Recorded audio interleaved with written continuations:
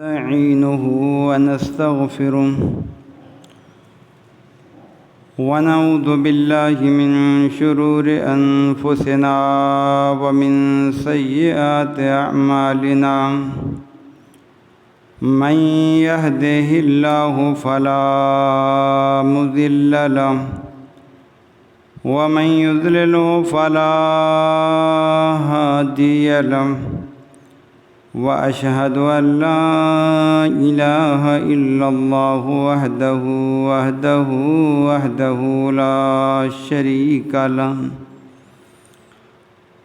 وأشهد أن محمدًا عبده ورسوله أما بعد فإن خير الحديث كتاب الله وخير الهدي هدي محمد صلى الله تعالى عليه وسلم وشر الأمور محدثاتها وكل محدثة بدعة وكل بدعة ضلالة وكل ضلالة في النار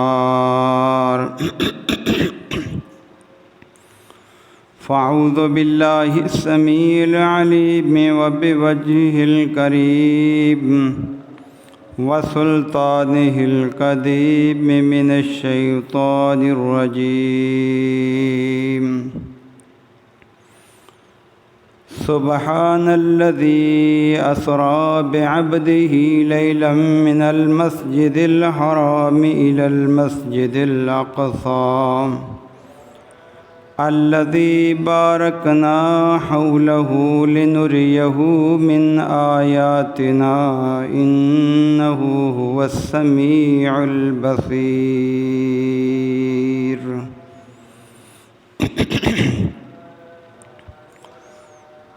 رب اشرح لي صدري ويسر لي أمري واحلل عقدة من لساني يفقهوا قولي اللهم انفعنا بما علمتنا وعلمنا ما ينفعنا وزدنا علما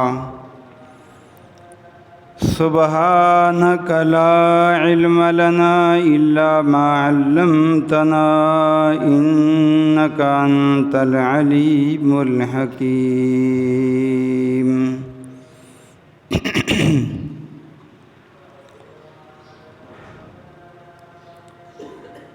ہر قسم کی تعریف، تحمید، تحلیل، تکبیر، تمجید، ہر قسم کی عبادت، ریاضت، بندگی، بڑائی، تنہائی، یکتائی، ہر قسم کی تعظیم، تقریب اللہ رب العالمین، اللہ احسن الخالقین، اللہ خیر الرازقین، اللہ رب العزت، اللہ سبحانہ و تعالیٰ کے لیے جو پوری کائنات کا اکیلا ہی سچا معبود ہے۔ درود و سلام سید الانبیاء، خطیب الانبیاء، امام الانبیاء، حبیب اللہ احمد مجتبیٰ جناب محمد الرسول اللہ صلی اللہ علیہ وآلہ وسلم کی ذات گرامی پر حمد و ثنا کے بعد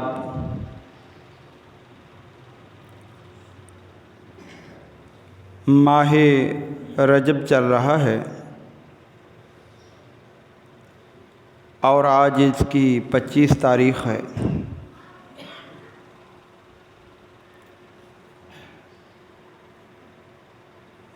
ماہ رجب جیسے ہی شروع ہوتا ہے ہمارے معاشرے میں بہت سی ایسی چیزیں ہمیں اسلام کے نام پر نظر آتی ہیں کہ جن کا اسلام سے کوئی دور کا تعلق بھی نہیں ہے۔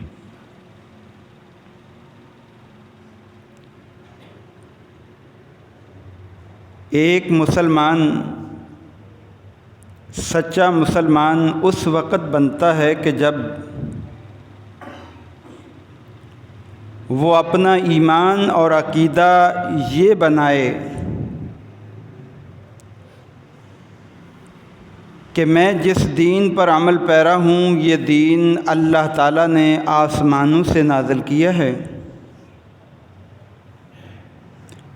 اور اس دین کو لوگوں تک پہنچانے کی ذمہ داری اللہ نے آخری نبی جناب محمد الرسول اللہ صلی اللہ علیہ وآلہ وسلم پر لگائی کہ آپ دین کو پہنچائیں، اور آپ صلی اللہ علیہ وسلم نے اس دین کو پہنچانے میں کوئی کسر باقی نہیں چھوڑی۔ آپ نے چھوٹی سے چھوٹی چیز جس کو بیان کرنے میں آج ہم شرم محسوس کرتے ہیں، وہ بھی اللہ کے پیارے پیغمبر علیہ الصلاۃ والسلام نے اپنی امت کو سمجھا دی۔ جب ہر چیز آپ نے سمجھا دی تو پھر اس کے بعد کوئی اور چیز ہم جو بھی دین کے نام پر کریں گے وہ دین نہیں کہلائے گا۔ وہ دین اس لیے نہیں کہلائے گا کہ اللہ تعالیٰ نے قرآن کریم میں بہت سارے مقامات پر اس بات کی وضاحت فرمائی ہے کہ ایمان والو اطیعوا اللہ و اطیعوا الرسول ولا تبطلوا اعمالکم۔ اے کائنات کے لوگو، تم جو بھی ثواب کی نیت سے کام کرو اس میں اللہ کی فرما برداری ہونی چاہیے، اور اللہ کے پیارے پیغمبر جناب محمد رسول اللہ صلی اللہ علیہ وسلم کی اتباع ہونی چاہیے۔ اس سے ہٹ کر جو عمل ثواب سمجھ کر کرو گے تو وہ عمل ثواب نہیں بنے گا۔ کیوں؟ اس لیے کہ تم اپنے معاشرے میں بھی اس کی مثال سمجھ سکتے ہو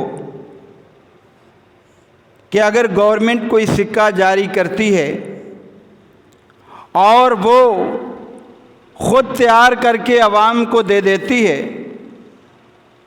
اگر کوئی بندہ اس کے مقابلے میں اس سے خوبصورت نوٹ بنا کر لے آئے جو حکومت پاکستان نے جاری نہیں کیا، تو وہ کہیں نہ کہیں ضرور پکڑا جائے گا، یا دکاندار پکڑ لے گا یا کوئی اور آگے پکڑ لے گا۔ کیوں پکڑا جائے گا؟ اس نے کاغذ بھی اچھا لگایا، اس نے ڈیزائن بھی اچھا بنایا، اس نے بہت محنت کی، لیکن اس کے باوجود پکڑ اس کی ہو جائے گی۔ کس بات پر؟ حکومت یہ کہے گی کہ ہم نے یہ سکہ جاری نہیں کیا تھا، آپ نے یہ جعلی نوٹ جو ہے وہ مارکیٹ میں کیوں پیش کیا؟ اس پہ مقدمہ بنے گا، اس کو سزا دی جائے گی۔ یہ مثال ہمیں یہ سمجھاتی ہے، ہمارے ذہن کو بیدار کرتی ہے، دل کو جگاتی ہے کہ جب ایک ملک کی کرنسی میں آپ جعلی چیز پیش کریں وہ حکومت برداشت نہیں کرتی، اور اللہ تعالیٰ کے دین میں ہم اپنی طرف سے جو چیز داخل کر دیں گے، کیا اللہ برداشت کرے گا؟ بس اسی بات کو، اس نقطے کو اگر آپ سمجھ جائیں تو یقین مانیے آپ ہر نیک کام کے لیے سب سے پہلے اللہ کے قرآن کو دیکھیں گے، اس کے بعد نبی کریم کے فرامین کو دیکھیں گے۔ جہاں قرآن ملے گا آپ کہیں گے یہ واقعہ ہی یہ قرآن کے مطابق مسئلہ ہے، اس کام پر مجھے اللہ جو ہے انعام دے گا، اجر دے گا، اور یہ جو ہے قرآن کی مخالفت میں ہے، یہ میں نہیں مانوں گا، اس پر کوئی ثواب نہیں ملے گا، چاہے کوئی بھی نیک عمل ہو۔ ایک مرتبہ علی المرتضیٰ رضی اللہ تعالیٰ عنہ عید کے دن عید کے میدان میں جاتے ہیں، عیدگاہ جاتے ہیں،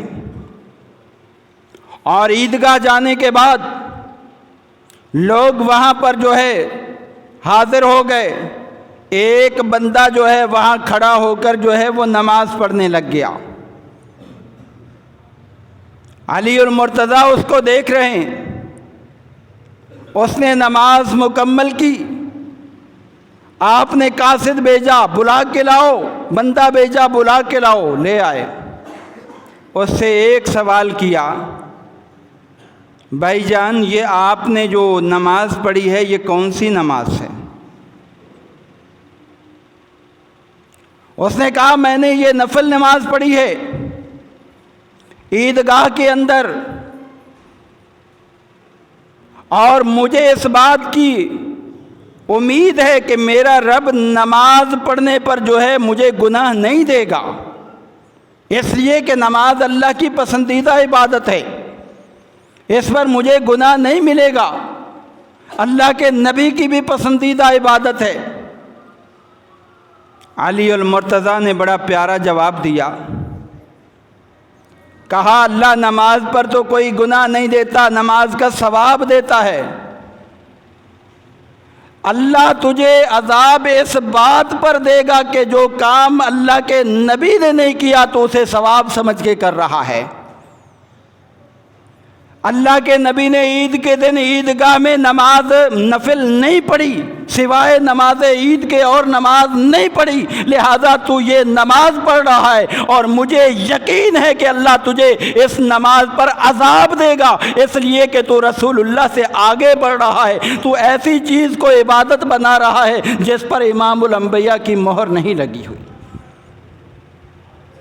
میرے عزیز بھائیوں، میں نے گزشتہ خطبہ جمعہ میں بھی کہا تھا کہ عمر فاروق رضی اللہ عنہ نے کہا اے لوگو یہ زلزلہ اس وقت آتا ہے جب قوم میں بدعات شروع ہو جاتی ہیں، جب نئے کام ایجاد ہو جاتے ہیں، جب دین کے نام پر جو ہے لوگوں کو غلط راستے پہ لگا دیا جاتا ہے، اس وقت اللہ کے عذاب آیا کرتے ہیں. اس لیے میرے عزیز بھائیوں، جو بھی آپ کے پاس دین کا کوئی مسئلہ پیش کر لے اس پر ثواب ہے، اس پر جو ہے یہ انعام ملے گا، سب سے پہلے اس سے یہ کہو ہمیں قرآن میں سے یہ چیز دکھا کہاں ثواب ہے اس کا، اور ہمیں اللہ کے نبی کی صحیح احادیث، ضعیف اس لیے کہہ رہا ہوں کہ سب سے زیادہ جو غیر مسلموں نے اسلام کو نقصان پہنچانے کی کوشش کی ہے وہ من گھڑت حدیث کے ذریعے، ضعیف حدیث کے ذریعے اپنی طرف سے بنا کر کہا یہ اللہ کے نبی کی حدیث ہے. ان کو یہ وعید یاد نہ رہی. آپ نے جو ہے ایک نہیں کئی بار فرمایا تھا کہ اے لوگوں من کذب علی متعمدا فلیتبوأ مقعدہ من النار، جس نے میری طرف کوئی جھوٹی حدیث منسوب کر دی، میں نے نہیں فرمایا، میں نے نہیں کہا، میں نے نہیں کیا، اس نے کہا یہ اللہ کے نبی نے کیا ہے، ایسے بندے کو جہنم میں جانے کے لیے کوئی اور گناہ ہونا ضروری نہیں، اللہ اسی گناہ کی وجہ سے اس کو جہنم میں ڈال دے گا. اس لیے عراق کی سرزمین سے بڑی جھوٹی احادیث نکلیں اور وہاں سے پورے ملک میں سپلائی ہوئیں، اور اسی وجہ سے آج ہماری امت مسلمہ ان ضعیف احادیث، ان کمزور روایات کی بنیاد پر جو ہے آج بڑھ چکی. ابھی 27 رجب آنے والی ہے، آج 25 ہے، 2 دن بعد. اس میں آپ دیکھیے گا اپنے علاقوں کے اندر کہ رات کو باقاعدہ چراغاں ہو جائے گی، عبادت شروع ہو جائے گی، اور اس میں نمازوں کا اور اس میں قیام اللیل کا اہتمام شروع ہو جائے گا. میرے عزیز بھائیوں، کبھی میں نے اور آپ نے اس بارے غور نہیں کیا ہم نے. جن چیزوں کو ہم عبادت بنا رہے ہیں، اللہ کے پیارے نبی علیہ الصلاۃ والسلام کی زندگی میں 23 سالہ دور نبوت کے اندر یہ دن آتے رہے. 23 سالہ دور نبوت میں جس نبی نے وہ چیزیں بھی لوگوں کو بیان کیں کہ جن میں انسان شرم محسوس کرتا ہے، اس پیارے پیغمبر نے اپنی زندگی میں ایک رات بھی اس طرح کا عمل نہیں کیا، یہ قیام نہیں کیا۔ تو ہمارے لیے کیسے عبادت بن جائے گا، ہمارے لیے کیسے ثواب بن جائے گا؟ پھر روزوں کی بڑی فضیلت کہ روزے ہی رکھو تو یہ ہوگا۔ اور سب سے اہم بات یہ ہے کہ اس رات کی جو تعیین ہے یہ بھی احادیث میں موجود نہیں ہے کہ اللہ کے نبی کو معراج جو ہے ہوئی وہ 27 رجب کو ہوئی۔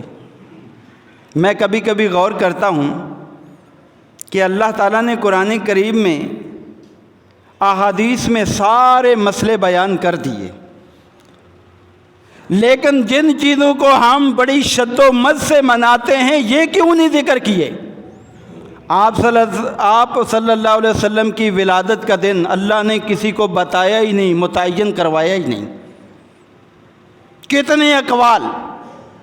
آپ صلی اللہ علیہ وسلم کی معراج کی رات یہ اللہ کے پیغمبر نے کسی کو بتائی ہی نہیں کہ فلاں تاریخ کو مجھے معراج ہوئی ضرور ہے، اس میں کوئی شک نہیں، یہ قرآن میں بھی ہے، یہ اللہ نے کہ پیغمبر نے احادیث میں بھی بڑی تفصیل سے بیان فرمائی، لیکن اس کی تاریخ اور دن جو ہے یہ نہیں بتایا۔ یہی وجہ ہے علماء کرام اس بارے مختلف ہی ہیں، اور تقریباً 7-8 اقوال ہیں اس کے بارے میں۔ ایک قول تو یہ ہے ہجرت سے 6 ماہ قبل ہوئی ہے معراج، ہجرت سے 6 ماہ قبل۔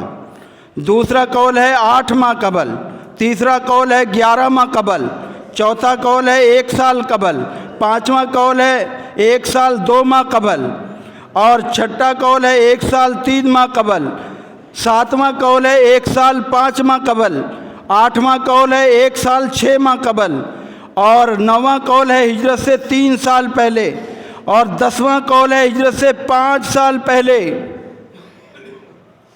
حافظ ابن حجر عسقلانی جو صحیح بخاری کے بہترین شارح ہیں، انہوں نے اپنی کتاب فتح الباری کے اندر یہ ذکر کیے ہیں کہ اتنے سارے اقوال ہیں، سال بھی متعین نہیں۔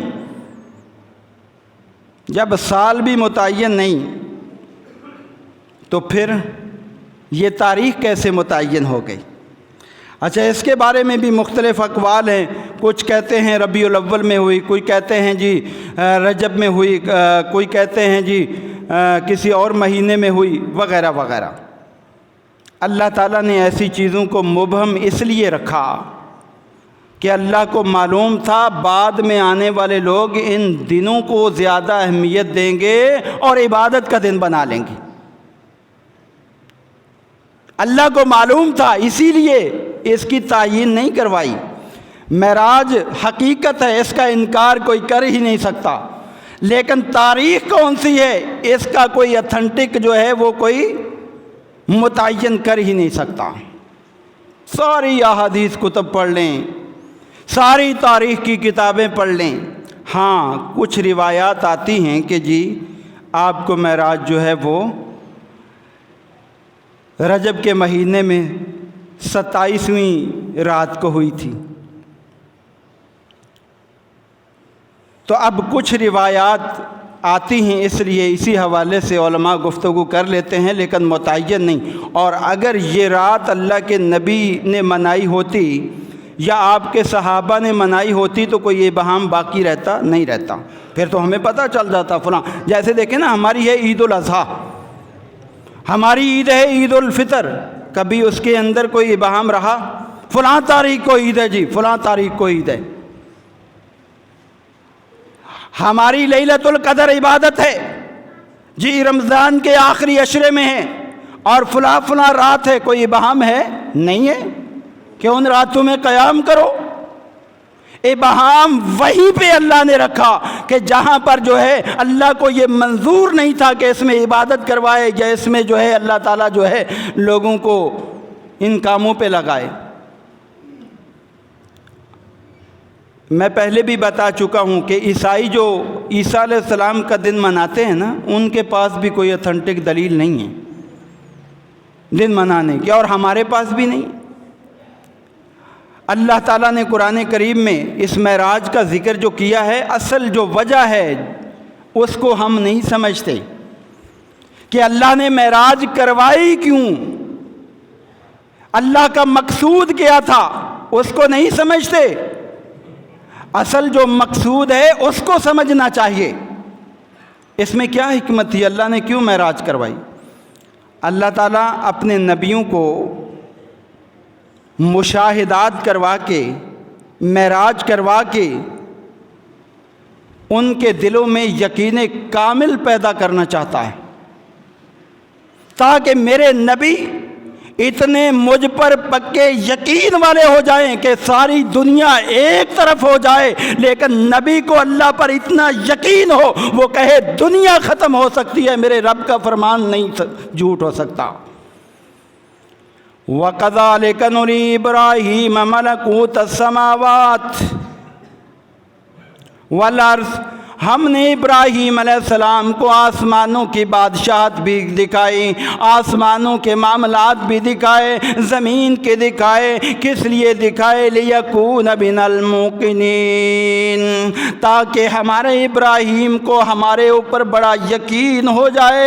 اور یہی وجہ ہے ابراہیم علیہ السلام کو اللہ پر اتنا یقین تھا، بادشاہ وقت سے بھی ٹکرا گئے، قوم سے بھی ٹکرا گئے، آگ کے اندر بھی چھلانگ لگا دی، بیوی اور بچے کو بیابان اور صحرا میں بھی چھوڑ کر آ گئے، اللہ کے نام پر اپنے بیٹے کو قربان کرنے کے لیے بھی تیار ہو گئے۔ یہ یقین تھا اللہ پر کہ میرے رب نے جو فرما دیا وہ سچ ہے۔ اور اللہ تعالیٰ نے ہر نبی کو کوئی نہ کوئی معجزہ دیا تاکہ امت ایمان لائے۔ اللہ کے نبی کا یہ معراج والا معجزہ بڑا عظیم معجزہ تھا، بڑا عظیم۔ اللہ نے جتنے بھی نبیوں کو معراج کروائی ہے زمین پر کروائی ہے، سب کو زمین پر، لیکن آخری نبی کی جب باری آئی اللہ نے آسمانوں پر بلایا۔ کس لیے؟ یہ بتانے کے لیے کہ میرا نبی واحد وہ نبی ہے کہ جس کا مقام تمام نبیوں سے اعلیٰ ہے۔ میرے نبی کا مقام تمام نبیوں سے اعلیٰ ہے۔ اس پر امت کو فخر کرنا چاہیے کہ ہمیں اللہ نے جو نبی دیا سب سے اعلیٰ دیا۔ موسیٰ علیہ السلام کو معراج کروانے کے لیے اللہ طور پہاڑ پہ لے کر گیا، عیسیٰ علیہ السلام کو معراج کروانے کے لیے چھری کے نیچے لے کر گیا، اور جو ہے اس طرح اسماعیل علیہ السلام کو چھری کے نیچے لے کر گیا۔ اس طرح مختلف اللہ نبیوں کو معراج کرواتا رہا، لیکن جب اپنے آخری نبی کو معراج کروانے کی باری آئی تو اللہ نے ایسا انتخاب کیا کہ آج تک نہ اس مقام تک کوئی پہنچا ہے نہ پہنچ پائے گا۔ اللہ کو یہ معلوم تھا بعد میں آنے والے سائنسدان جو ہے نا وہ سورج تک، چاند تک پہنچنے کی کوشش کریں گے، لیکن چاند سے اوپر نہیں آ سکیں گے۔ اور میرا نبی جس کے پاس کوئی وسائل نہیں، کوئی آلات نہیں، وہ چاند سے اوپر تو کیا 7 آسمانوں پر پہنچا، سدرۃ المنتہا پہنچا، اور سدرۃ المنتہا کے بعد اللہ سے ملاقات کر کے اللہ تعالیٰ نے قرآن کریم میں بڑے پیارے انداز میں اس واقعے کو ذکر کیا۔ فرمایا سبحان الذی اسریٰ بعبدہ لیلا من المسجد الحرام الی المسجد الاقصی۔ 15واں پارہ ہے سورہ بنی اسرائیل، پہلی آیت۔ اللہ فرماتے ہیں پاک ہے وہ ذات اسریٰ بعبدہ لیلا من المسجد الحرام، جو رات کے کچھ حصے میں اپنے پیغمبر کو مسجد حرام سے مسجد اقصی لے کر چلا گیا۔ یہاں پر ذرا غور کیجیے، اللہ نے ہمارے عقیدوں کی بھی اصلاح کر دی۔ سب سے پہلے اس بات کو نوٹ کیجیے، اللہ کی ذات اور ہے اور اللہ کے نبی کی ذات اور ہے، دونوں میں فرق ہے۔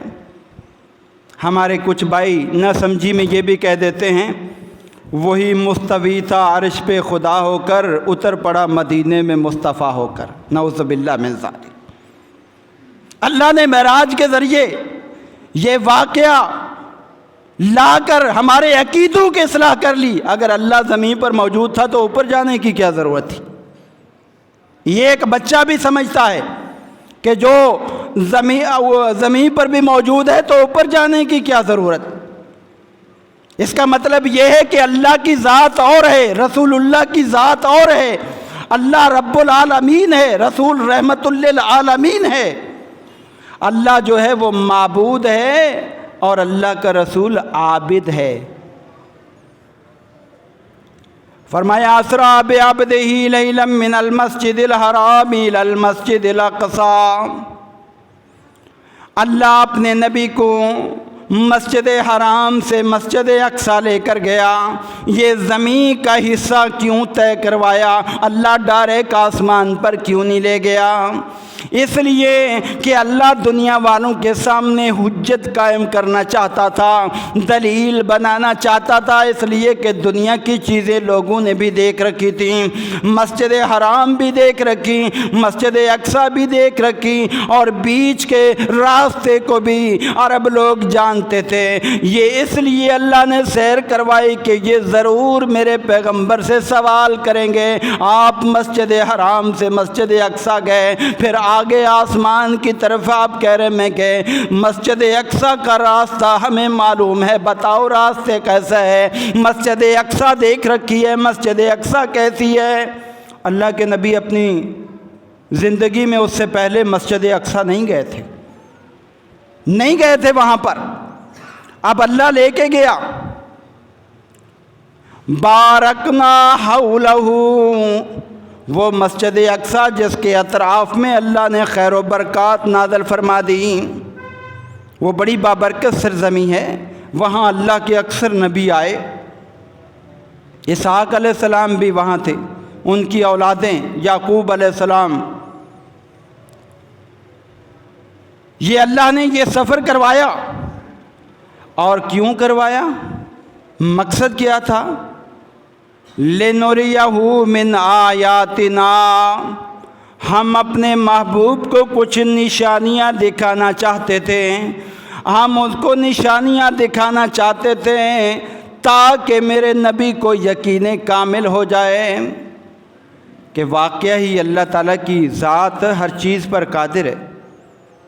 اب ہم ان نشانیوں کی طرف نہیں جاتے، ہم بس اس رات کو منا لو، اس میں یہ عبادت کر لو، جو نشانیاں دکھائی ہیں وہ بھی تو دیکھو نا۔ انہو هو السمیع البصیر، اللہ سننے والا بھی ہے، دیکھنے والا بھی ہے۔ مطلب یہ کہ تم جو باتیں کرتے ہو اللہ سنتا بھی ہے، دیکھتا بھی ہے۔ میرے نبی کی طرف کوئی غلط بات منسوب نہ کرنا، اللہ سن رہا ہے، تمہارے اعمال کو بھی دیکھ رہا ہے۔ اور محبوب کبریا جب وہاں پر گئے، اس کی جو ہے وہ تفصیل احادیث میں موجود ہے، کئی احادیث کے اندر اس کی تفصیل آتی ہے۔ تقریباً اس واقعے کو 30 صحابہ نے جو ہے وہ روایت کیا ہے، 30 صحابہ۔ تو مطلب یہ ہے کہ بالکل سچا واقعہ ہے۔ اور آپ یہاں پر ایک اہم مسئلہ جو ہے وہ سمجھیں کہ اللہ نے لفظ سبحان سے ابتدا کی ہے اس واقعے کی، لفظ سبحان سے۔ لفظ سبحان کوئی معمولی لفظ نہیں ہے، ہم زبان سے بڑی آسانی سے ادا کر دیتے سبحان اللہ، لیکن یہ بڑا اہم لفظ ہے۔ یہ اللہ وہاں پر استعمال کرتے ہیں کہ جہاں پر انسانوں کی عقلیں حیران رہ جاتی، جہاں انسانوں کے وسائل ختم ہو جاتے ہیں اور اللہ کی قدرت کا اظہار ہوتا ہے، وہاں پر اللہ تعالیٰ لفظ سبحان کا استعمال کرتے ہیں۔ لفظ سبحان کا استعمال وہاں پر کرتے ہیں، اور اس کی کئی مثالیں موجود ہیں، جیسا کہ اللہ تعالیٰ نے قرآن کریم میں فرمایا، فرشتوں کے سامنے اللہ نے آدم علیہ السلام کو پیش کیا اور کہا جی آدم علیہ السلام یہ نام ان چیزوں کے میں نے آپ کو بتائے ہیں، اور ادھر فرشتوں کو کہا اگر تمہیں پتہ ہے تو بتاؤ۔ تو اس وقت انہوں نے کیا کہا؟ قالوا سبحانک، قالو سبحانک اللہ، ہماری طاقتیں یہاں ختم ہیں، ہمارے پاس صرف وہی علم ہے جو تو وہ دیتا ہے، بس ہمیں پتہ نہیں، لا علم لنا الا ما علمتنا انک انت العلیم الحکیم۔ تو جہاں مخلوق کی استطاعت ختم ہوتی ہے وہاں لفظ سبحان استعمال ہوتا ہے۔ یونس علیہ الصلاۃ والسلام جب مچھلی کے پیٹ میں گئے تو وہاں پر کیا ہوا؟ مچھلی کے پیٹ کے اندر بے بس، وہاں پر کیا کہتے ہیں؟ لا الہ الا انت سبحانک انی کنت من الظالمین۔ لفظ سبحان کہاں استعمال ہو رہا ہے؟ وہاں پر جہاں مخلوق کی طاقتیں ختم اور اللہ کی قدرت کا اظہار۔ بے شمار مثالیں موجود ہیں، لیکن آپ کو سمجھانا یہ چاہ رہا ہوں کہ دیکھیں اللہ تعالیٰ نے لفظ سبحان سے ابتدا کی کہ وہ چیز جو لوگوں کی عقلوں کو حیران کر دے، لوگ کہیں یہ کام ہو نہیں سکتا، اللہ وہ بھی کر کے دکھائے۔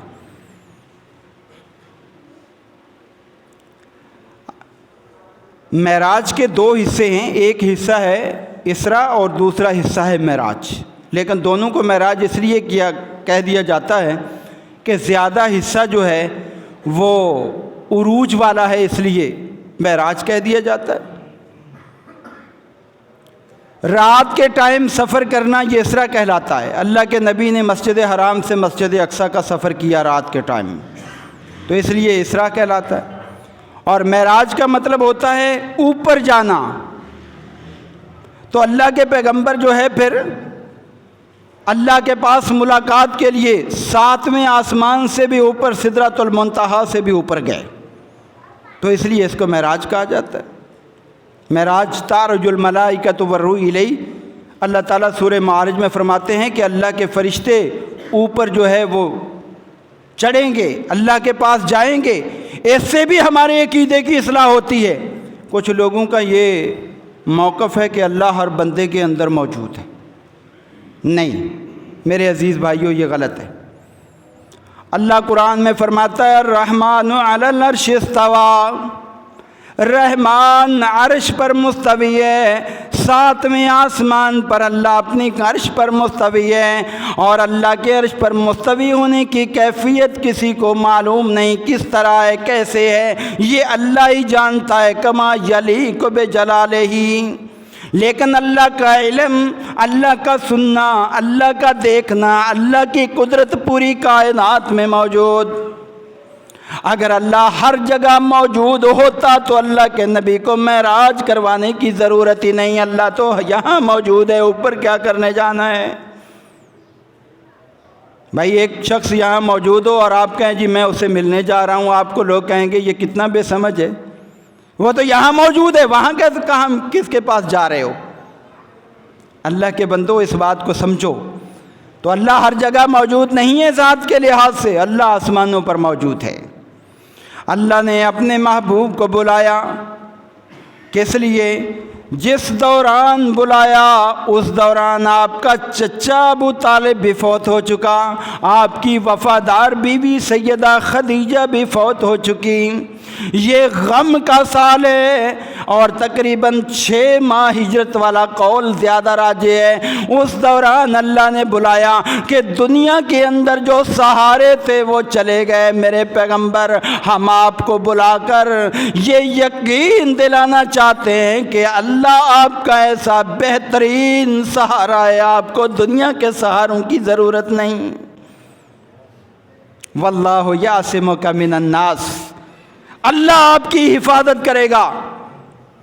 اور یہی وجہ ہے یہودیوں نے زور لگا لیا ہم اس نبی کو قتل کریں گے، زہر دے دیں گے، ہم مار دیں گے، نہیں کر سکے۔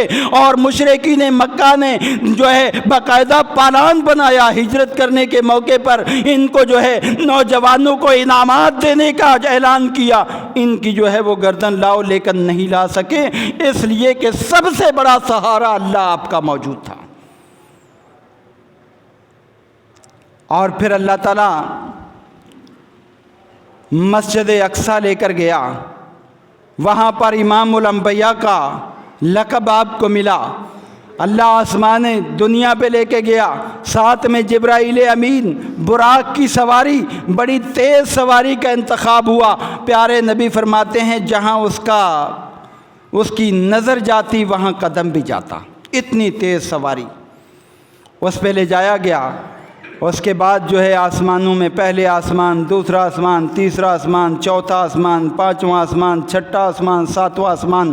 پہلے آسمان پہ جو ہے وہ کس سے ملاقات ہوئی؟ آدم علیہ السلام سے، باپ ہیں۔ دوسرے آسمان پہ یحییٰ اور عیسیٰ سے ملاقات ہوئی۔ تیسرے آسمان پہ یوسف علیہ السلام سے ملاقات ہوئی۔ چوتھے آسمان پہ ہارون علیہ السلام سے ادریس علیہ السلام سے ملاقات ہوئی۔ پانچویں آسمان پہ ہارون علیہ السلام، پھر اس کے بعد اگلے آسمان پہ موسیٰ علیہ السلام، پھر آگے ابراہیم علیہ السلام۔ ابراہیم علیہ السلام سے جب ملاقات کی تو انہوں نے کیا فرمایا؟ مرحبا بالنبی الصالح والابن الصالح، اے آنے والے بیٹے آپ کو خوش آمدید، اے سچے نبی آپ کو خوش آمدید۔ اور ساتھ ساتھ ایک نصیحت بھی کر دی، کہا اپنی امت کو جا کے بتا دینا یہ دنیا کے اندر جو وہ رہ رہے ہیں نا، یہاں رہ کر جنت میں آب یاری خود کرنی ہے۔ کہا جنت جو ہے یہ چٹیل میدان ہے، اس کی آب یاری، اس کے اندر پودے خود لگانے ہیں۔ اور پوچھا ہے اے ابراہیم کس سے پودے لگیں گے؟ کہا سبحان اللہ والحمد للہ ولا الہ الا اللہ واللہ اکبر۔ یہ سبحان اللہ، الحمد للہ، لا الہ الا اللہ، یہ کلمات ایسے ہیں جب بندہ زبان سے ادا کرتا ہے اللہ اس کے بدلے میں جنت میں اس کے باغات لگا دیتا ہے۔ پھر اس کے بعد سدرۃ المنتہا آ گئی، قرآن میں بھی اس کا ذکر ہے سورہ النجم میں، سدرۃ المنتہا انتہا جنت المأوا، وہاں اللہ کے نبی پہنچ گئے۔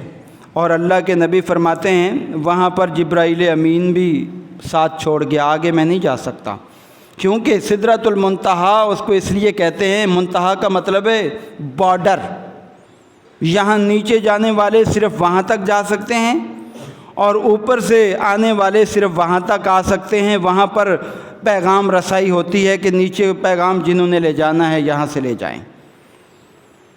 اب اس بارڈر پر اللہ کے نبی اور اوپر گئے۔ اللہ کے پیغمبر فرماتے ہیں میں اللہ کے قریب اتنا پہنچ گیا کہ جو اللہ کے فرشتے لکھ رہے تھے مجھے ان کے قلموں کے لکھنے کی آواز بھی سنائی دینے لگی، اتنا اللہ کے قریب۔ اور کائنات کے اندر کوئی عام شخص تو درکنار کوئی نبی بھی اس مقام تک نہیں پہنچا، کوئی نبی نہیں پہنچا۔ اور وہاں پھر اللہ تعالیٰ سے ہم کلام ہوئے، لیکن اللہ کو دیکھا نہیں، کیونکہ اللہ پردے میں، کچھ لوگ کہتے ہیں دیکھا ہے، لیکن صحیح روایات جو ہے نا ان سے ثابت ہے کہ صحیح بخاری کے اندر بھی روایات ہیں، مسلم میں بھی، اللہ کو دیکھا نہیں، اس لیے کہ اللہ تعالیٰ دنیا کے اندر اپنا دیدار کسی کو کرواتا ہی نہیں۔ اللہ نے یہ دیدار والی نعمت اہل جنت کو عطا کرنی، جب جنت میں جائیں گے تو سارے اللہ کو دیکھ لیں گے جنتی۔ اللہ تعالیٰ سے دعا ہے کہ اللہ تعالیٰ ہمیں اس نعمت سے والا مال فرمائے۔ اب وہاں پر جب اللہ کے پیغمبر گئے، اللہ تعالیٰ نے پھر نمازیں فرض کی، 50 نمازیں فرض کر دی۔ واپسی آئے، موسیٰ علیہ السلام سے ملاقات ہوئی، انہوں نے تخفیف کا کہا کہ بھائی اتنی نمازیں آپ کی امت نہیں پڑھ سکے گی، واپس جائیں درخواست کریں۔ 10 کم ہو گئیں، پھر 10 کم ہو گئیں، بار بار آتے جاتے رہے، حتیٰ کہ 5 رہ گئیں۔ اور جب 5 رہ گئیں پھر بھی موسیٰ علیہ السلام نے کہا اور جائیے اللہ سے درخواست کیجیے اور کم ہو جائیں، یہ 5 بھی جو ہے آپ کی امت نہیں پڑھ پائے گی۔ موسیٰ علیہ السلام کی بات سچی تھی یا نہیں؟ 5 بھی نہیں پڑھ پائے گی یہ۔ اللہ کے پیغمبر فرمانے لگے ابھی تو مجھے شرم آ رہی ہے اپنے رب کے پاس جانے کی، 50 نمازیں تھیں جن میں سے اللہ نے صرف 5 باقی رکھی ہیں، اب میں پھر اللہ کے پاس جاؤں اور کہوں 5 سے بھی کم کر دے، مجھے شرم آ رہی ہے، لہذا موسیٰ میں نہیں جانا چاہتا۔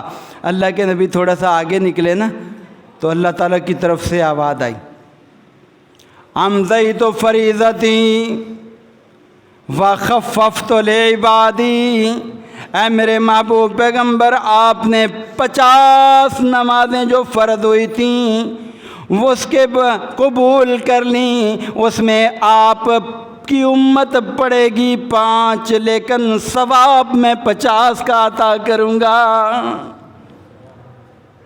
کتنا بڑا انعام ہے۔ اللہ فرماتا ہے ما یبدل القول لدی وما انا بظلام للعبید، اے لوگوں میرے ہاں جو ایک دفعہ بات لکھ دی جاتی ہے وہ پکی ہوتی ہے، میں بدلتا نہیں ہوں اس کو، لہٰذا میں نے 50 نمازیں فرض کی اس امت پر، میرے نظر میں یہ 50 ہیں، لیکن امت پر تخفیف یہ ہے کہ وہ 5 پڑھیں گے اور ثواب ان کو 50 کا ملے گا، یعنی ایک نماز کا ثواب 10 نمازوں کے برابر۔ ابھی بھی ہم نماز نہ پڑھیں، سب سے بڑا تحفہ جو معراج والا ملا ہے لِنُرِيَهُ مِنْ آیاتنا، وہ نماز کا ملا ہے۔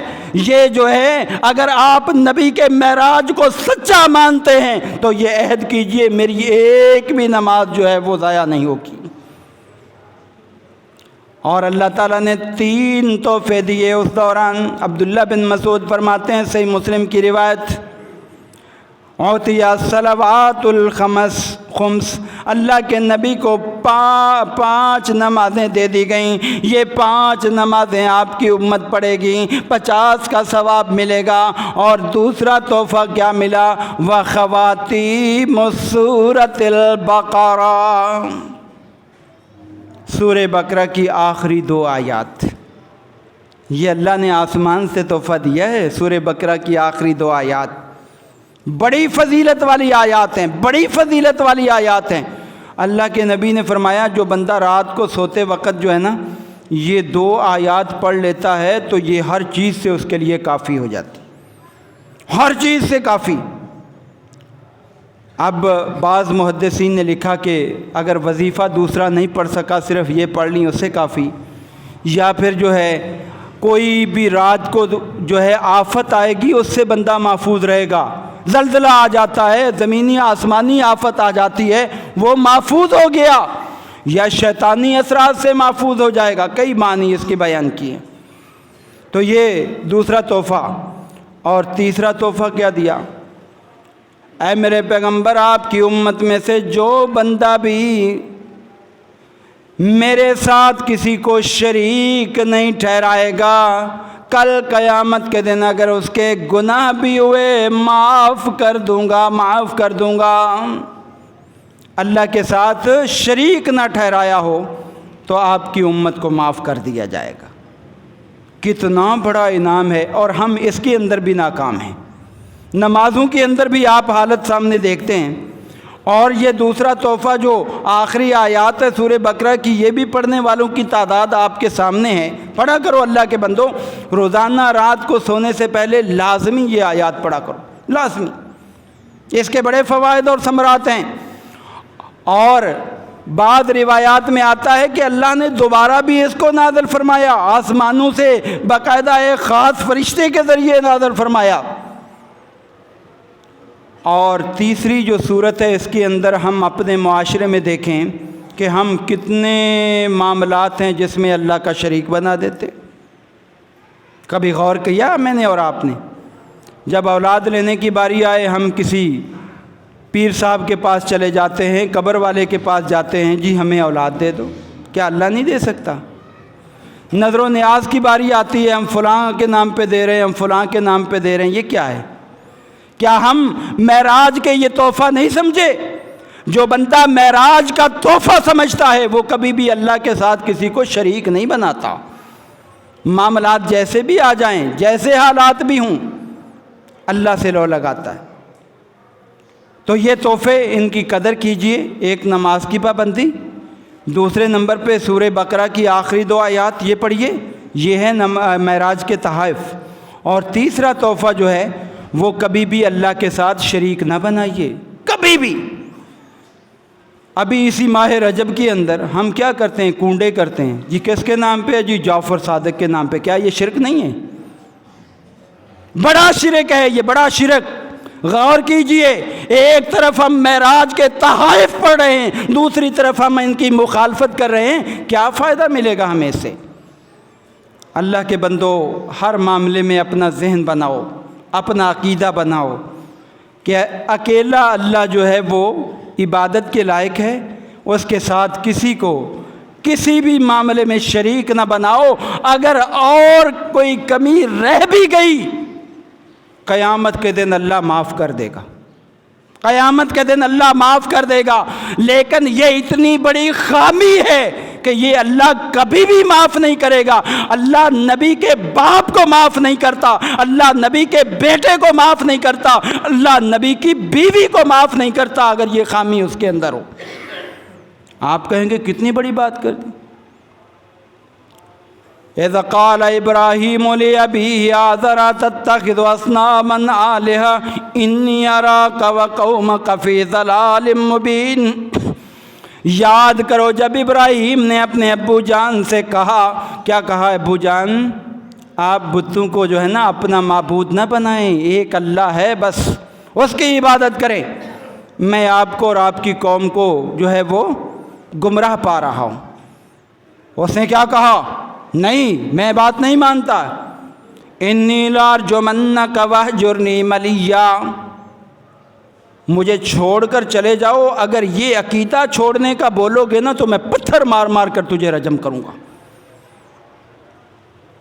بڑے پریشان ہوئے، کہنے لگے سأدعو ربی انہ کان بی حفیا۔ ابو جان آپ نے تو حد کر دی، حق سمجھنے کے بجائے الٹا غلط بات پہ اتر آئے۔ میں آپ کو چھوڑ کر جا رہا ہوں۔ چلے گئے، دعائیں مانگتے رہے، لیکن ایک وقت ایسا آیا اللہ نے فرمایا اس مشرک کے لیے دعا نہ مانگنا، اس کو میں کبھی معاف نہیں کروں گا۔ اللہ نے قرآن میں آیت نازل فرما دی، ما کان استغفار ابراہیم لأبیہ الا موعظۃ وعدہا ایاہ فلما تبین لہ انہ عدو للہ تبرأ۔ ابراہیم علیہ السلام اپنے وعدے کے مطابق باپ کے لیے دعائیں مانگتے رہے، مشرک باپ کے لیے، لیکن جب اللہ نے فرما دیا مشرک کے ساتھ میری دشمنی ہے، میں معاف نہیں کروں گا، انہوں نے استغفار چھوڑ دیا استغفار۔ اللہ نے باپ کے بارے بھی استغفار کی اجازت نہیں دی۔ نوح علیہ السلام کا بیٹا ان کے سامنے ڈوبا، مشرک تھا نا، اور نوح علیہ السلام اور اسی طرح لوط علیہ السلام کی بیویاں، ضرب اللہ مثلا للذین آمنوا امرأۃ نوح وامرأۃ لوط کانتا تحت عبدین من عبادنا صالحین فخانتاہما فلم یغنیا عنہما من اللہ شیئا وقیل ادخلا النار مع الداخلین۔ نوح علیہ السلام کی بیوی، لوط علیہ السلام کی بیوی، غلطی صرف یہ ہے کہ وہ اللہ کے ساتھ شریک ٹھہرا رہی ہیں۔ اللہ نے فرمایا قیل ادخل النار مع الداخلین، اگرچہ تمہارے بطن سے میرے نبی کے بیٹے بیٹیاں بھی پیدا ہوئے، لیکن میں تمہیں نبیوں کے ساتھ جنت میں داخل نہیں کروں گا۔ جنت سے محرومی اللہ کا قانون ہے، انہ من یشرک باللہ فقد حرم اللہ علیہ الجنہ۔ میرے پیارے بھائیوں، کسی پر تنقید نہیں، یہ اصلاح ہے۔ اگر قرآن کا فیصلہ ماننا چاہتے ہو تو کبھی بھی اللہ کے ساتھ شریک نہ ٹھہرو۔ اور بھی اللہ تعالیٰ نے وہاں مشاہدات بہت سارے کروائے، وقت بڑی تیزی سے گزر گیا، اور ایک مشاہدہ پیش کر کے بات کو مکمل کروں گا۔ اللہ کے پیغمبر کو وہاں معراج کے درمیان جو مشاہدات کروائے گئے، ایک یہ تھا کہ کچھ لوگوں کو جو ہے نا تانبے کے ناخن دیے گئے، تانبے کے تیز، تانبے کا ناخن جو ہوتا ہے نا وہ تیز ہوتا ہے بہت، اور وہ ان ناخنوں سے اپنے چہرے کو ایسے نوچ رہے ہیں، اپنے سینے کو نوچ رہے ہیں۔ سنن نبی داؤد کی روایت۔ اللہ کے پیغمبر کو بڑا صدمہ ہوا دیکھ کر، کون ہے یہ؟ آپ کے سامنے کوئی بندہ اپنا چہرہ نوچ رہا ہو اور اس سے خون بہہ رہا ہو تو کتنا ترس آئے گا اس پہ، بھائی کیا وجہ ہے؟ تو آپ صلی اللہ علیہ وسلم نے پوچھا یہ کیا معاملہ ہے، کیا ماجرا ہے؟ تو آگے سے جواب ملا، یہ وہ لوگ ہیں کہ جو لوگوں کی عزتوں کو پامال کرتے تھے، یقعون فی اعراضہم، یہ جو ہے لوگوں کی غیبتیں کیا کرتے تھے، لوگوں کی عدم موجودگی میں ان کی برائیاں لوگوں کو بتایا کرتے تھے، فلاں تو ایسا ہے، فلاں تو ایسا ہے، فلاں تو ایسا ہے، بس ان کی یہ غلطی تھی، اور ان کو یہ سزا قیامت تک ملتی رہے گی۔ اب میں اور آپ ذرا یہاں سوچیں، ہم کتنی اپنے بھائیوں کی برائیاں کرتے ہیں ان کی عدم موجودگی میں۔ بھائی دیکھو، بندے کا معاملہ اور اللہ کا معاملہ ہے، اللہ چاہے اس کو معاف کرے، چاہے معاف نہ کرے۔ اگر آپ اصلاح بھی کرنا چاہیں نا کسی کی، تو اللہ کے نبی نے طریقہ بتایا ہے کہ اصلاح ایسے کرو، المؤمن مرآۃ المؤمن، مومن مومن کا آئینہ ہے۔ آئینہ جو ہوتا ہے نا، یہ برائی تو بتاتا ہے، بے عزتی نہیں کرتا۔ اب اوپر سے لے کر نیچے تک ہمارا کلچر اس طرح کا بن چکا ہے، جب تک ہم دوسرے کی برائی نہ کریں تو ہماری جو ہے وہ کھانا ہضم نہیں ہوتا۔ غور کریں، واقعہ معراج کا یہ سبق ہے کہ غیبت کو چھوڑنا پڑے گا، نہیں تو اپنے ہاتھوں سے اپنا چہرہ لوگوں کے سامنے بندہ نوچ رہا ہوگا، اور آدم علیہ السلام سے لے کر آخری انسان تک دیکھ لیں گے، یہ وہ بد نصیب ہے جس نے پیغمبر کو معراج پہ دکھائے جانے والے واقعے کو سن کر بھی اپنی اصلاح نہیں کی۔ اللہ تعالی ہمیں اصلاح کرنے کی توفیق عطا فرمائے۔ وأقول قولی ھذا استغفر اللہ لی ولکم ولسائر المسلمین۔ ان الحمد للہ